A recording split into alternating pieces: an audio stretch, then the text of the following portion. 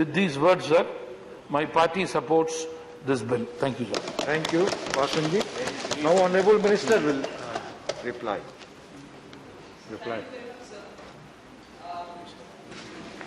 I'd like to respond to some of the very important questions raised by the honourable members. In fact, first of all, let me thank all the members for understanding the seriousness and the criticality of an amendment of this nature and therefore supporting the government in this particular amendment that we are bringing, both to the IT Act and also the Finance Act of 2012. One particular question which is very relevant, which was raised by Sri Ahmed Patnaik, saying, is there any confirmation if Keynes, for instance, or Vodafone, that they will not pursue any further appeals or arbitration after the enactment of this bill? I just want to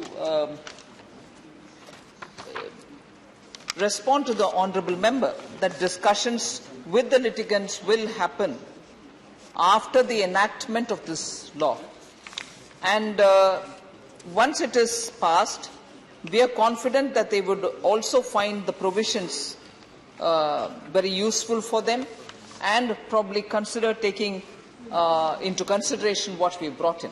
Just a few things which I would like to inform the members through you, sir, that the Act itself very clearly builds those provisions.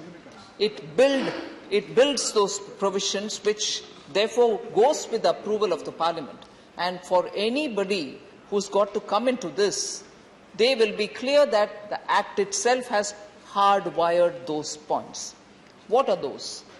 About any interest which has to be paid on those amounts. We are not paying any interest. And that is very clearly part of the Act, and I quote here, sir, provided also that where any amount becomes refundable, in 3 cases, there are some amounts to be refunded. Just for clarity, I can probably even tell you the amounts. There is one which is Kane, which is about 7,879.73 crores, sir. There's another which is Vodafone, which is about 44.74 crores. And a third one which is about 48 approximately crores. These are the only amounts which are with us. Others have gone to the court without having paid anything to the government. So if there is any refund to be done, it is only for these 3.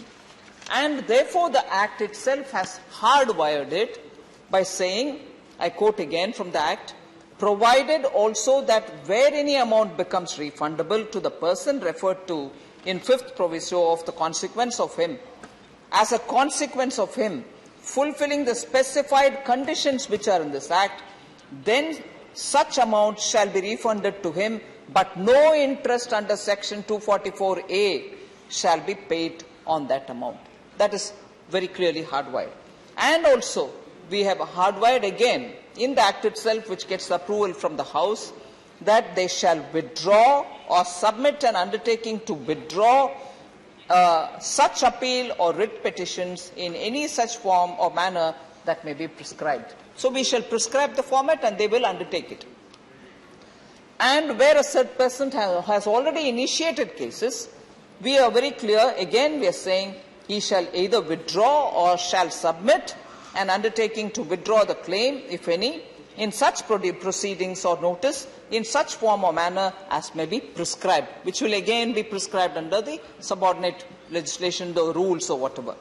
And then finally again, the said person shall furnish an undertaking in such a form and manner as may be prescribed, waiving his right, whether direct or indirect, to seek or pursue any remedy or any claim in relation to the said income which may otherwise be available to him otherwise. And this is even for agreement entered by India with any country or territory outside India. So these are very clearly, it's a simple amendment, has only 3 different clauses, that sense.